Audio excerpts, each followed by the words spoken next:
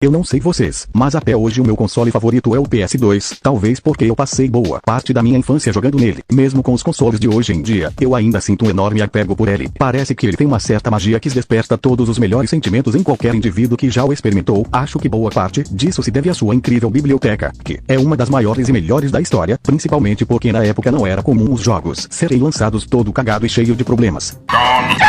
Não era difícil achar algo que prendesse a sua atenção. Você com certeza já pesquisou por alguma lista de jogos para esse console, e apesar da maioria dos seus jogos ainda serem bons até para os padrões de hoje em dia, temos que confessar que alguns não envelheceram tão bem. Obviamente né, afinal o próprio PS2 já tem mais de 20 anos de existência. Alguns dos seus melhores jogos, como GTA San Andreas, vão fazer 20 anos de existência. Vários jogos desse console não envelheceram tão bem, seja na parte gráfica, nas suas mecânicas ou na sua narrativa. E é por isso que no vídeo de hoje eu separei alguns dos melhores jogos do PS2 que são bons até hoje, jogos que sobreviveram ao tempo, independente das mudanças tecnológicas e das expectativas do público. E obviamente essa lista é total baseada na minha opinião, nem perde seu tempo comentando que faltou o jogo X ou Y porque não tô nem aí. Enfim, bora logo pra o vídeo.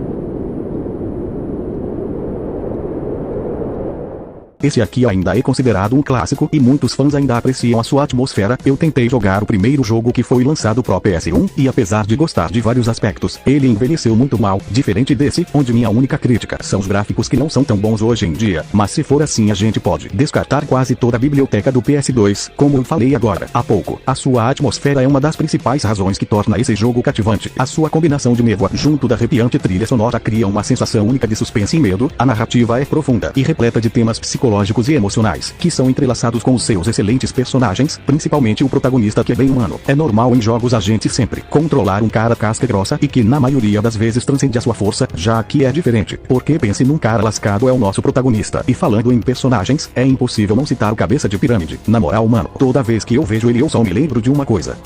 Ai Bolsonaro, gosta em mim, gosta Bolsonaro, gosta.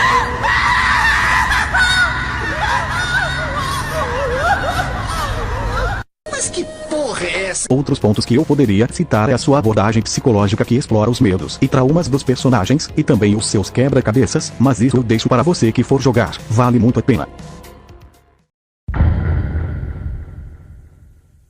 Esse aqui é o meu jogo favorito do console, e acredito que também é o da maioria de vocês. A coisa que mais me chamou a atenção nele foi o designer dos colossos. Mesmo após tantos anos, eles continuam impressionantes. Fico besta de como os caras conseguiram fazer 16 colossos tão diferentes um do outro, cada um com seu próprio visual e estilo de luta. Sem contar que diversas vezes você precisa usar elementos do cenário para vencê-los. Além disso, o seu vasto e desolado mundo aberto é parte fundamental da gameplay. Ele proporciona um senso de isolamento e mistério. A narrativa do jogo é bem minimalista, com vários espaços onde cabem as mais diversas teorias, sem contar as suas músicas que estão entre as melhores da história. E por fim temos toda a jornada do protagonista para salvar a sua amada. Toda a sua emoção acaba ressoando nos jogadores, que se adentram cada vez mais nesse universo. E a combinação de todos esses elementos que eu falei fazem de Shadow of the Colossus como o melhor jogo da história do PS2.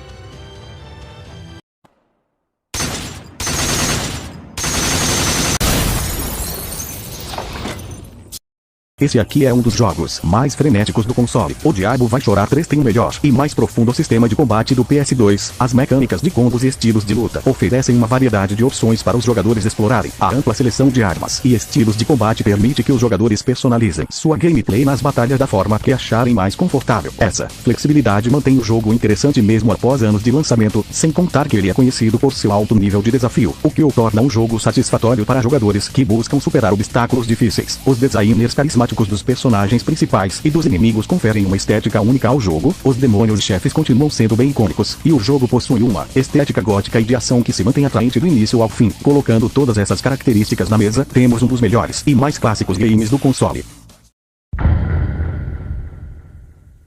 Estamos diante do melhor FPS do console. A sua jogabilidade focada em tiroteios e combates frenéticos envelheceu muito bem, pois muitas pessoas ainda gostam de enfrentar diversos inimigos em tiroteios intensos. E é por isso que o Black oferece uma grande variedade de armas realistas e explosivas, que ainda te proporcionam uma enorme satisfação ao destruir ambientes inimigos. Os efeitos sonoros e visuais destrutíveis contribuem para sua imersão, mesmo que os gráficos não se comparem com os padrões atuais, mas ele tem um ritmo acelerado, com poucos momentos de pausa, o que te faz jogar a fase inteira sem nem ao menos piscar piscar os olhos. A quantidade de ambientes e cenários urbanos ou rurais mantém a experiência interessante. Na época esse era considerado um dos jogos mais difíceis do PS2. Hoje em dia eu acho ele bem de boa, pois a sua curva de aprendizado é bem acessível. No geral, Black ainda possui elementos que mantêm a jogabilidade divertida e envolvente, mesmo que os aspectos técnicos tenham envelhecido ao longo do tempo.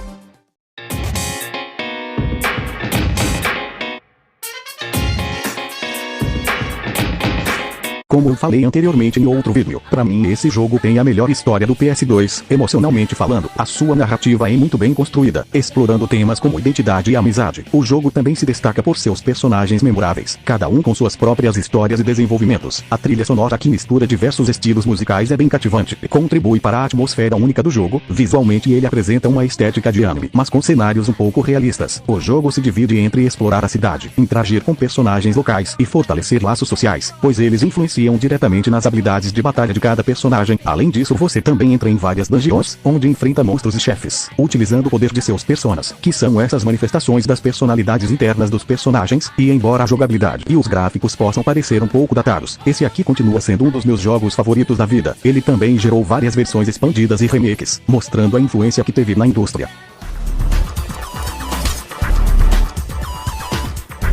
Como o próprio nome sugere, esse jogo adapta o arco Ultimate dos quadrinhos do Homem-Aranha, por isso a sua trama é bem envolvente, já que ela traz alguns dos personagens mais icônicos da saga e com os diálogos característicos de cada um. O jogo também apresenta uma Nova York bem aberta, o que permite que você explore livremente e realize várias missões secundárias, o que mantém a experiência divertida e diversificada. A mecânica de balançar pelas teias continua sendo um dos pontos altos do jogo. Eles já tinham acertado isso no jogo anterior, e aqui eles mantiveram a mesma sensação de liberdade. E como os seus gráficos são feitos em cel shader, o jogo envelheceu de maneira elegante e com visual quase único, principalmente pelas cenas que parecem um HQ. Fora a possibilidade de jogar tanto com Aracnídeo como também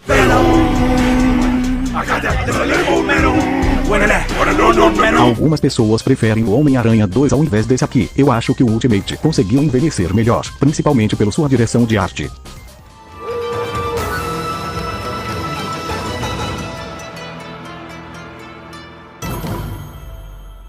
Esse é um dos jogos mais diferentes e únicos de toda a biblioteca do console. A estética é muito impressionante, dando ao jogo um estilo atemporal. A sua história se passa na mitologia japonesa, então vários elementos da cultura e folclore do país vão estar presentes aqui, como a personagem Amaterasu, que você com certeza conhece um nome só por causa do Naruto. Enfim, a exploração do mundo junto com suas áreas temáticas e personagens memoráveis são os fatores que mantiveram o interesse dos jogadores mesmo após anos e anos do seu lançamento. A trilha sonora se encaixa com a atmosfera do jogo, e os desafios que você encontra ao longo da história é o que torna a gameplay tão divertida e viciante. O Okami é um dos maiores clássicos do PS2 e combina perfeitamente diversos elementos, por isso é lembrado até hoje.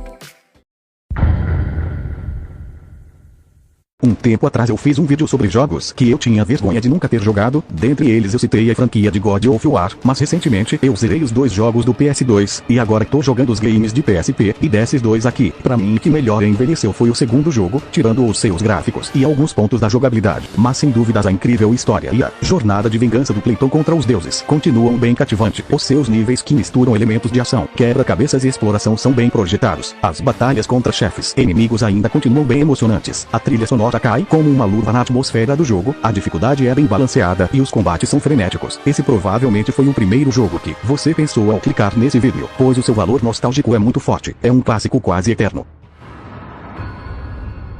Resident Evil 4. Mesmo esse jogo originalmente não sendo planejado para lançar no PS2, ele continua sendo um dos seus melhores jogos até hoje, apesar dos gráficos serem horríveis hoje em dia, e também aquelas cenas onde você precisa repentinamente macetar os botões. Tem outros pontos positivos que compensam, como o sentimento de ação que você constantemente sente ao longo da gameplay, a variedade de inimigos e ambientes é enorme. O jogo te mostra isso desde o início na parte da vila, que é a minha parte favorita. A narrativa da trama é bem construída, e os personagens são bem memoráveis, nem sempre por motivos bons, mas definitivamente são memoráveis. As mecânicas de combate continuam incríveis até hoje. Se você pegar o macete de atirar na cara do inimigo e depois atacar, você se torna quase invencível. Fora todo o conteúdo extra que você libera depois de zerar, no geral ele tem muitos pontos bons que o fazem valer a pena jogar, e os pontos ruins foram melhorados no remake.